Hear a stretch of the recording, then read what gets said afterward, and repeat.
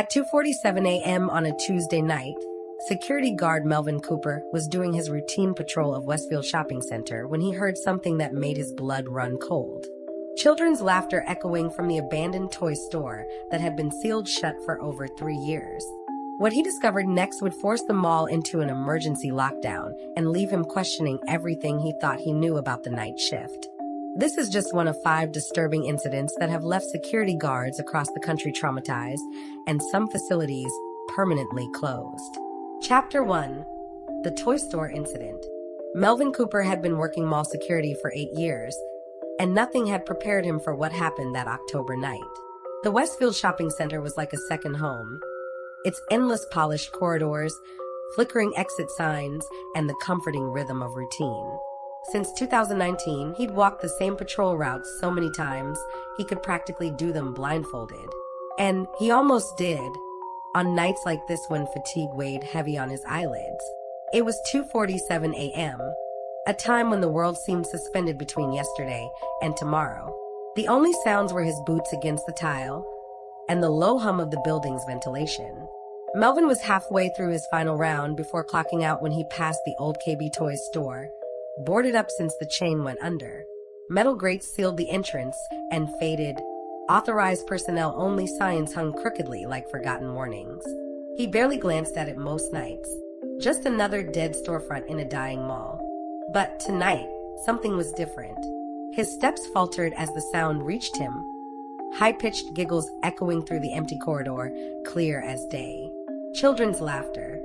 Melvin froze, his breath catching in his throat.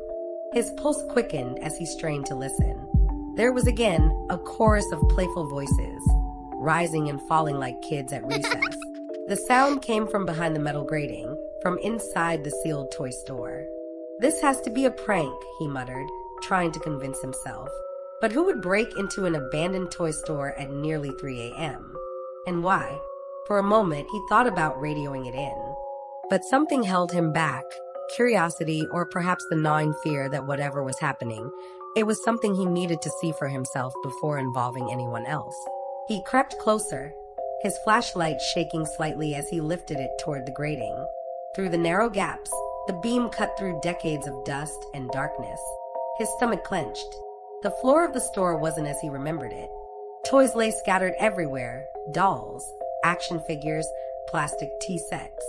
Some were still in their original packaging, but others were carefully arranged, as if someone had just been playing with them. Teacups sat in precise little circles, a teddy bear propped in a chair as if waiting for its turn to sip. And then he saw them, small footprints. Fresh ones. The dust had been disturbed, tiny shoe prints leading deeper into the store where his light couldn't reach. His mouth went dry. "Westfield Control, this is Cooper. We've got a situation at the old KB Toys. Possible unauthorized entry. Initiating lockdown protocol. Requesting immediate police assistance," he said, forcing his voice to stay calm over the radio. The dispatch officer's voice crackled back. "Copy that, Melvin. Lockdown initiated. Units en route. ETA 6 minutes. Stay put." Melvin stepped back from the gate, heart pounding. He kept his flashlight trained on the interior, watching for any movement. But the store remained eerily still. The laughter had stopped the moment he approached. As the mall's emergency shutters began to roll down over the exterior doors, sealing the building, Melvin felt the air grow heavy, like the mall itself was holding its breath. In the distance, he could hear the faint wail of sirens growing louder. When the police arrived, they wasted no time. A pair of officers cut through the grating while Melvin watched, adrenaline still coursing through his veins. The store interior was just as he had described, the toys arranged, the footprints leading nowhere. But there was something even more chilling. "Sir," one of the officers said, holding up a toy, a plastic teacup. "This is warm." Melvin blinked. "What?" The officer handed it to him. The cup radiated heat, like it had just been held by someone moments ago. Another officer touched the plastic pony on the floor and said the same. Every toy they tested felt recently handled, impossibly warm. The security footage, pulled from cameras facing the corridor, showed no one entering or leaving the toy store. The store's interior cameras had been disconnected years ago, after the bankruptcy. The doors, grating, and locks were undisturbed, caked in years of grime that hadn't been touched. Investigators combed the store for hours, looking for signs of forced entry, hidden passageways, or prankster hideouts. They found nothing. The footprints ended abruptly near the back wall, with no sign of where the child-sized intruder could have gone. Melvin watched them work, numb. He felt as if the building itself were mocking him, daring him to find a rational explanation. But there was none.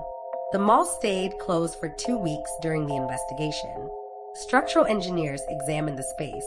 Nothing. Paranormal investigators, brought in secretly by one of the more superstitious mall managers, set up equipment overnight. Their reports, never made public, were filled with readings they couldn't explain. One recorder left in the toy store overnight captured the sound of laughter, the same laughter Melvin had heard. Melvin never worked another night at Westfield Shopping Center. The image of those tiny footprints and the warmth of that plastic tea cup haunted him.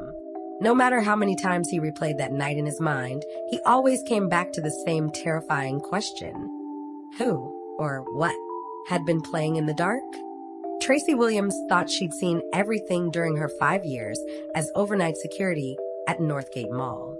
She dealt with homeless people sneaking in to escape the cold, teenagers breaking in through delivery entrances for dares, and once even a raccoon that somehow found its way into the food court and caused chaos. But nothing at all, prepared her for the woman in the white dress who appeared on her security monitors at exactly midnight. It started on a Monday in December, bitter cold outside, frost clinging to the inside of the office windows. Tracy sipped bad coffee and scanned the bank of monitors in front of her. It was the quietest part of the shift, that dead hour between midnight and 2 when even troublemakers tended to stay home. Then movement caught her eye. A figure, drifting across the atrium on camera 3. Tracy leaned in, frowning. The figure was a woman, slender, pale, in a long white dress that flowed behind her as she moved. Tracy could see the hem brushing the tile floor, but the dress never snagged or dragged awkwardly the way fabric usually did. It glided like it was weightless. What the hell? Tracy muttered, reaching for her radio. The woman wasn't just walking. It was the way she moved, too smooth, as if she wasn't taking steps at all but floating just above the ground. Tracy switched cameras to track her progress. The woman stopped at each store window, tilting her head slightly as if examining the displays. Jewelry, clothes, electronics. She didn't seem to favor any particular shop. Tracy grabbed her flashlight and keys and made her way toward the atrium. The mall was utterly silent except for her own footsteps echoing in the emptiness. But when she reached the spot where the woman should have been, the space was empty. The air was cold, still, and smelled faintly of cleaning chemicals. No sign of anyone. Puzzled, Tracy hurried back to the security office. She rewound the footage. There the woman was, plain as day, pale and ghost-like, her hair hanging in dark tangles around her shoulders. But as Tracy watched more closely, she noticed something that made her skin crawl. The woman cast no reflection. Every window she passed, every glass surface showed no trace of her. Where her face should have appeared in the jewelry case, there was nothing. Where her body should have reflected in the darkened storefronts, only emptiness stared back. Tracy sat back in her chair, heart racing. She spent the rest of the night checking the cameras obsessively, but the woman didn't reappear. Until the next night. At exactly midnight, the woman in white showed up again. Same gliding steps. Same slow, deliberate inspection of the stores. Again, Tracy rushed to the atrium, and again, found nothing but empty space and cold air. Night after night, the pattern repeated. The woman always appeared at precisely 12 a.m. She always moved the same way, lingered in front of the same shops, stayed for exactly 17 minutes. Then she simply vanished from the cameras as if she'd melted into the shadows. By Thursday night, Tracy's nerves were fraying. She hadn't slept more than a few hours at a time, haunted by those silent nightly visits. The more she tried to reason with herself, telling herself it had to be a trick of the light, a glitch in the cameras, a prank, the less convinced she became. And the whispers started. At first they were faint, Tracy thought she was hearing the ventilation or maybe the hum of the monitors, but the whispers grew louder each night the woman appeared. They weren't coming from the equipment. They were inside her head. Soft voices she couldn't quite understand, but that made her feel cold down to her bones. By Friday, Tracy made a decision. She was going to confront the woman. She planned carefully. She mapped out where the woman started and ended her nightly walk, where she lingered longest. At 11:58 p.m., Tracy positioned herself in the atrium, flashlight off, radio in hand. The mall was dark except for the emergency lights casting long, eerie shadows across the tile. At the stroke of midnight, she saw the woman step out from behind the old department store, just as she always did. The sight of her sent a chill through Tracy's body, but she forced herself to speak. "Ma'am, the mall is closed. You need to leave," she called out, trying to sound firm. The woman stopped. For a long, terrible moment, she was still. Then, slowly, impossibly, she turned her head. Not just turned, rotated. The head turned 180 degrees to face Tracy, while the body remained pointed forward. The woman's face was pale, hollow-eyed, and her eyes were pure black, like pits that swallowed the light. Her mouth opened wide, but no sound came out. Yet in that silence, Tracy heard the whisper, louder than ever before, "I'm already gone." The next moments were a blur. Tracy slammed the panic button on her radio, triggering the mall's emergency lockdown. The heavy steel doors rumbled shut. She stumbled backward, heart hammering in her chest. Before she could react further, darkness overtook her and she collapsed onto the cold tile. When police arrived, they found Tracy unconscious, pale, and clammy. The security footage showed her standing in the atrium alone, speaking to thin air. No sign of the woman in white. The mysterious figure never appeared on camera again. Tracy resigned the following week. She found work at a quiet suburban library where the only late-night visitors were the occasional insomniac looking for a good book. But even now, she avoids malls after dark, and sometimes, just as she's drifting off to sleep, she swears she still hears that whisper, "I'm already gone." Danny Ross had worked security at various malls for over a decade. He'd seen plenty of strange things during graveyard shifts. Flickering lights that no electrician could explain, strange shapes in the corner of his eye that vanished when he turned his head, and the occasional late-night intruder trying to steal from the vending machines.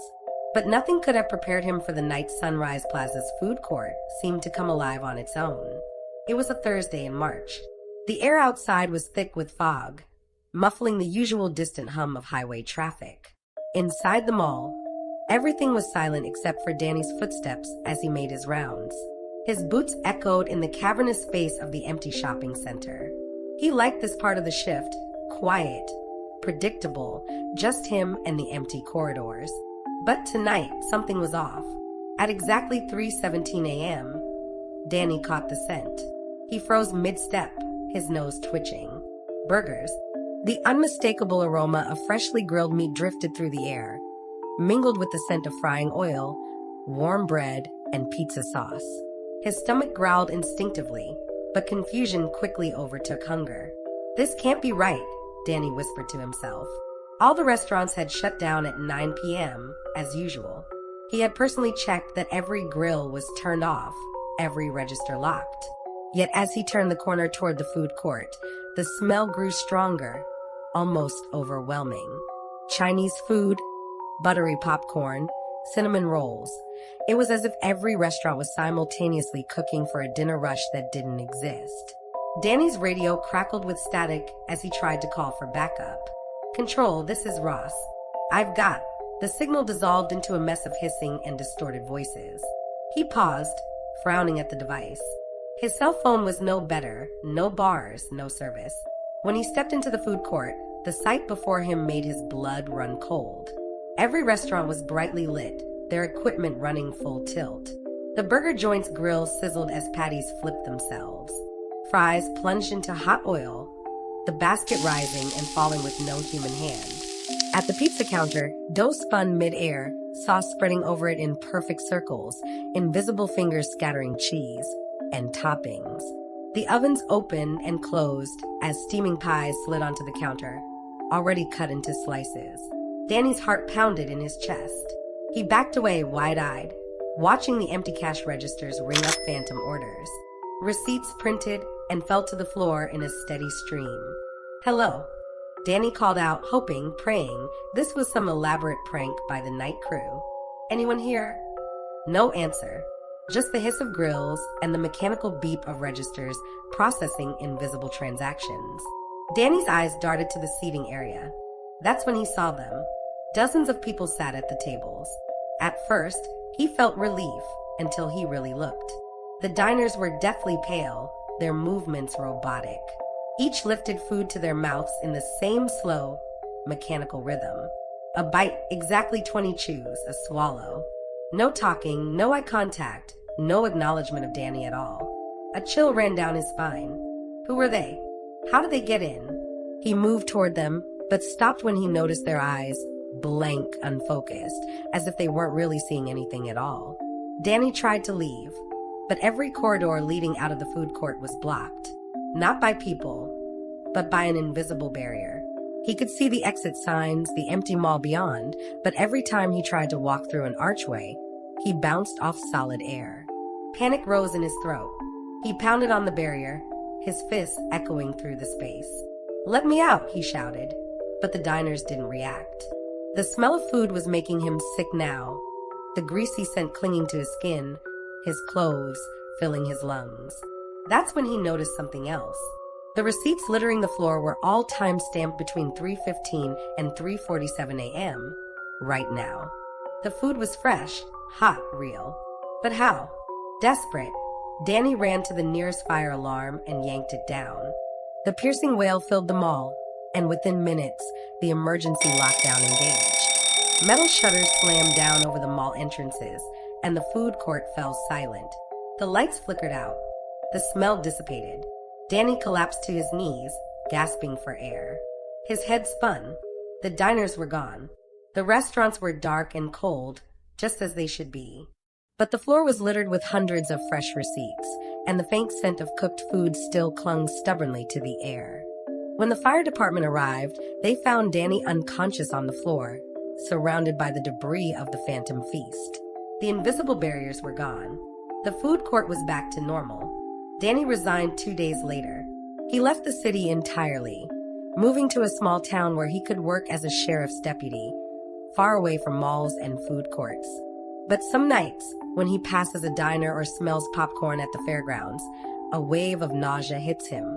And sometimes, just sometimes, he swears he can hear the faint beep of a cash register and feel the oppressive weight of eyes that aren't really there. Lisa Park had been working security at Meadowbrook Mall for 3 uneventful years.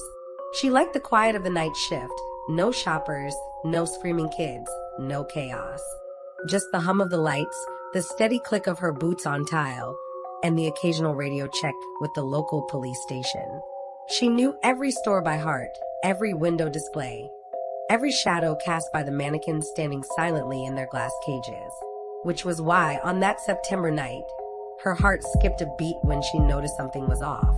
It was just past 2 a.m. Lisa was doing her usual rounds, flashlight in hand, when she passed a women's clothing boutique she'd walked by hundreds of times before. But tonight, the mannequins weren't facing out toward the corridor like they always did, posed to catch the attention of passing shoppers. No, tonight, they were turned around, backs to the glass, all of them facing the interior of the store. Lisa stopped, frowning. "That's weird," she muttered. Maybe one of the employees had moved them and forgotten to put them back during closing. But why would they turn all of them around? And why hadn't she noticed earlier in her shift? She tried to shake the unease creeping up her spine and moved on. But 2 stores down, she froze again. Another window display. Another set of mannequins turned inward. Every single one. Lisa's unease blossomed into dread. She tried her radio. "Control, this is Park. Something strange going on with the displays down here. I'm going to investigate." But all she got in return was static. Her stomach tightened. She decided to step inside one of the stores to check it out up close. Using her master key, she unlocked the boutique side door and entered. The store smelled of fabric softener and stale air. The mannequins weren't just facing the wrong way. They were positioned in a perfect circle in the middle of the store. Headless torsos, expressionless faces, blank stares, all turned inward as if holding a silent conference. Lisa swallowed hard. Okay, this is someone's idea of a joke, she said aloud, trying to convince herself. But the air felt heavy, oppressive, like she was being watched. She moved to the next door. Same thing. Mannequins arranged in a circle, all facing the center. Some held handbags or wore scarves that now draped toward the middle of their strange gatherings. The same in the next shop, and the next. Lisa pulled out her phone and began snapping pictures, hoping to document whatever was happening. The sound of the shutter echoed louder than it should have in the empty space. She was reviewing the images when she heard it, faint at first, like something scraping lightly against tile. A soft, dry, dragging sound. She froze, ears straining. The noise grew louder, plastic scraping against tile. Slowly, she lifted her gaze. One of the mannequins in front of her, a tall, faceless figure in a red dress, had turned its head. It was looking at her. Her breath hitched. Another mannequin moved. Then another. One by one, they turned, as if becoming aware of her presence. Nope, Lisa whispered, backing toward the exit. But the scraping grew louder behind her now. She dared a glance over her shoulder. More mannequins were filing silently out of their stores, stepping into the corridor. Their plastic feet dragged across the floor, their joints creaking in ways mannequins shouldn't move. Panic overtook her. Lisa sprinted for the security office, the sound of scraping and dragging close behind. She didn't look back. She didn't want to see how many were following. She could feel them, their blank faces, their lifeless eyes boring into her back as she ran. She slammed the door to the security office shut and triggered the lockdown alarm. The mall's metal gates descended over entrances and exits, the lights dimmed, and the monitors flickered to life. Lisa caught her breath and turned to the cameras. What she saw chilled her blood. Dozens of mannequins stood gathered in the main atrium, facing the security office. They weren't in circles now. They stood shoulder to shoulder in perfect formation, their heads all tilted slightly up, as if staring directly at Lisa through the lenses. Motionless, waiting. For 1 hour, 60 excruciating minutes, they didn't move. Lisa watched, heart pounding, unable to look away. Then, as if obeying an unheard command, the mannequins slowly turned and began filing back to their stores. They returned to their window displays, posed as they always had, facing out into the corridors as if nothing had happened at all. When police arrived, they found Lisa shaking, pale, pointing at the monitors. But the cameras now showed nothing unusual. The mannequins were exactly where they should be. The photos on Lisa's phone, however, told a different story. Clear evidence of the circle formations, of mannequins that had left their display windows. Lisa quit the next morning. She boxed up her uniform, handed in her keys, and walked away from Meadowbrook Mall without a glance back. To this day, she refuses to step foot inside a shopping mall after dark. And sometimes, in the quiet hours of the night, she swears she can still hear the soft scrape of plastic feet following close behind. Veteran security guard Robert Cooper thought he'd handled every situation possible during his 15 years patrolling Oakwood Mall. He'd broken up teenage parties in empty stores, chased out would-be thieves trying to jimmy open cash registers, and once even helped deliver a baby in the parking lot. He prided himself on being calm under pressure, the kind of man who didn't rattle easily. But what happened on his final shift made him question everything he believed about the world and convinced him never to set foot in a mall again. It was a Friday night in November, the kind of night where the air outside was crisp, carrying the promise of winter, and inside the mall, the leftover heat from the day still lingered. Robert had completed his first post-closing sweep. The shops were dark, their gates drawn down, displays untouched, everything as it should be. But as he came around the corner near the central fountain, he froze. The mall wasn't empty. Dozens of people strolled through the corridors. Men in suits, women with shopping bags, children tugging at their parents' hands, teenagers clustered in giggling groups. They looked like any crowd you might see during the holiday shopping season. Except for one thing, Robert could see straight through them. His breath caught in his throat. The shoppers were transparent, their bodies ghostly outlines as if made of smoke or fog. He could see the storefronts behind them, the dim emergency lighting glinting through their forms. They moved slowly, casually, as if browsing stores that had long since closed for the night. Robert blinked hard, rubbed his eyes. I'm overtired. I'm seeing things. But when he looked again, they were still there. He took a cautious step forward. The crowd paid him no mind. He approached a woman admiring a jewelry display. She was middle-aged, her hair done up in an old-fashioned style, a handbag draped over one translucent arm. Slowly, he reached out a hand toward her shoulder. His fingers passed straight through. Robert staggered back, heart racing. The woman didn't react at all, just kept staring at the dark jewelry case, as if it were filled with glittering treasures instead of empty shelves. He grabbed his radio. Control, this is Cooper. I need backup at the main concourse. We've got unidentified individuals inside the mall. Lots of them. Please advise. But all he got in return was static. And in that static, something else whispers. Dozens of voices, layered on top of one another, murmuring words he couldn't quite make out. The voices of the transparent shoppers.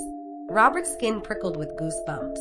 He backed away, trying to make sense of the impossible scene unfolding before him. Then the stores started responding. Lights flickered on in dark shops as the ghostly customers approached. Cash registers opened and shut on their own, as if invisible transactions were taking place. Music drifted from somewhere, faint, tinny, like an old radio playing in another room.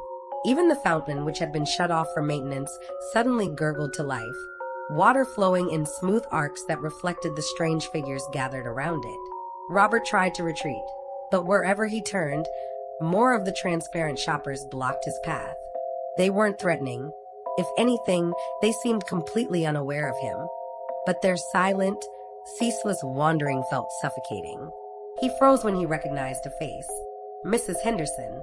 She had been a regular at the mall, an elderly woman who came to walk the corridors for exercise before she passed away 2 years ago.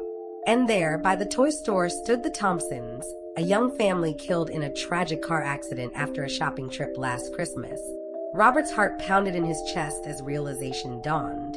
These weren't just any shoppers. These were customers who had once walked this mall in life, and now they hadn't left. He spun around, trying to find an exit. But every doorway, every corridor, seemed clogged with more spectral figures, their forms shimmering like heat waves, their faces frozen in peaceful expressions. Desperate, Robert ran to the nearest fire alarm and yanked it. The siren's wail echoed through the mall, and slowly, the transparent shoppers began to fade. One by one, they dissolved like mist in the morning sun, until only empty corridors and dark storefronts remained. When the emergency crew arrived minutes later, they found Robert sitting on the floor, pale and shaken but unharmed. The mall was empty, normal. The fountain was dry, the shops dark, the registers silent. Robert submitted his resignation that very night. He didn't bother packing up his things from the security office. He simply walked out into the cold night air and never returned. He never spoke publicly about what he saw, but he did have one quiet request of the mall's management: install motion sensors in the corridors, add cameras, increase the night patrols, not for thieves or vandals, but for whatever still lingered in Oakwood Mall after dark. To this day, Robert avoids shopping malls entirely. Sometimes, though, when he passes one on the highway at night, he thinks of those silent, spectral shoppers, and he wonders if they're still there, wandering the corridors in search of a sale that will never come. These 5 incidents represent just a fraction of the disturbing experiences reported by mall security guards across the country. What makes these stories so unsettling is how unconnected they seem on the surface. Different malls, different cities, different guards. No shared history, no overlapping staff, no common architecture. And yet, when you listen to their testimonies, a pattern emerges. It's as if shopping malls, especially the old ones, remember. They remember the countless footsteps that echoed through their corridors over the decades. The laughter of children, the chatter of families, the silent sorrows of lonely shoppers wandering the stores late at night. They soak up the energy of the living like sponges. And when the last lights are turned off, when the final metal grates are pulled down, that energy lingers. And sometimes, just sometimes, it finds ways to reveal itself. Marcus Cooper, the veteran who heard laughter inside a toy store sealed tight for years, hasn't worked a night shift since that October. After leaving Westfield Shopping Center, he took a job as a daytime security guard at an office park. He prefers the sunshine, the noise of traffic, the normalcy of seeing people come and go. But even now, during quiet moments, when a toy commercial plays on the break room TV or a child's giggle floats in from the playground outside, he feels his pulse quicken. He never did get an answer for what, or who, was playing inside that locked store. Tracy Williams, who confronted the woman in white at Northgate Mall, left security altogether. The night she collapsed in the atrium changed her. She tried to return once, months later, just to pick up a paycheck she'd forgotten to collect. But as she approached the dark glass doors of the mall, she felt a wave of panic so intense she had to pull over and sit in her car until the trembling stopped. Now she works as a librarian in a small town, surrounded by books and daylight, where the only whispers she hears are the rustle of pages. But she admits she still avoids looking into dark windows at night, and she never stays at work past sundown. Danny Ross moved across the state after the food court incident at Sunrise Plaza. The smell of fried food or fresh bread triggers memories he'd rather leave buried. He took a job as a sheriff's deputy in a quiet rural county where the biggest calls are livestock on the road or disputes over fence lines. He sleeps better under open skies, far from food courts that cook themselves and invisible diners who chew in perfect, mechanical unison.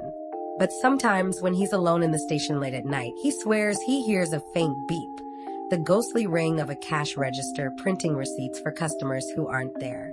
Lisa Park, haunted by the sight of mannequins moving on their own, turned in her badge the morning after the incident. She works retail now, ironically enough, but only during the day. She laughs when customers comment on how well the store's mannequins are arranged, but inside she feels the old fear bubble up. At night, when she locks up, she avoids looking at the figures standing silently in the window displays. And she never, ever works the closing shift. Robert Cooper, the man who saw Oakwood Mall's eternal shoppers, retired early. A man who once scoffed at ghost stories now volunteers at his local church, finding comfort in faith and the company of others. He keeps his distance from malls.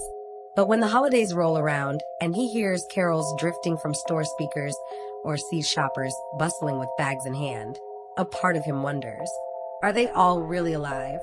Or are some of them simply echoes, trapped in their final routines? What binds all these guards together is more than just their experiences. It's the lesson they learned, a lesson they share quietly, when they cross paths at security conferences or meet for coffee with former colleagues. Trust your instincts. They all say the same thing. Some places are meant to be empty after dark. If you hear something that shouldn't be there, a laugh, a voice, a footstep, don't go looking for it alone. Call for backup. Follow the protocol. And above all, remember that sometimes the scariest thing during a lockdown isn't what you're trying to keep out. It's what might already be inside. The next time you find yourself in a mall late at night, maybe during a closing shift or a late trip to the restroom after hours, pause for a moment. Listen. Feel the weight of the building around you. The walls, the floors, the air itself. Because the building remembers. And if you're very unlucky, it might try to remind you. Marcus, Tracy, Danny, Lisa, and Robert never returned to night security. They changed careers, moved towns, changed their lives. But they all carry the same warning. Some sounds are better left uninvestigated. Some shadows shouldn't be chased. And some doors should remain closed after dark. So if you ever hear a strange noise while working a mall night shift, children laughing, footsteps where there should be none, the beep of a cash register, or the soft scrape of plastic feet, think twice before you go see what it is. Because in the stillness of the night, in the quiet of empty corridors, you might not be as alone as you think.